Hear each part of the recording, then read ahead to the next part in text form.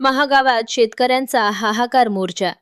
प्रशासनाविरोधात जोरदार घोषणाबाजी. महागाव येथे जन आंदोलन. आधार संघर्ष समितीच्या वतीनं काढण्यात आलेल्या हाहाकार मोर्चात शेतकरी, महिला व नागरिक मोठ्या संख्येनं सहभागी झाले होते.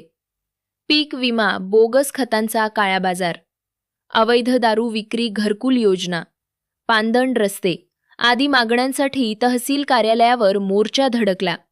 संस्थापक अध्यक्ष जगदीश नरवाडे यांच्या नेतृत्वाखाली आंदोलनकर्त्यांनी जिल्हा प्रशासनाविरोधात जोरदार घोषणाबाजी करत पालकमंत्री व जिल्हाधिकाऱ्यांच्या निषेधाचं फलक गळ्यात अडकवून संताप व्यक्त केला.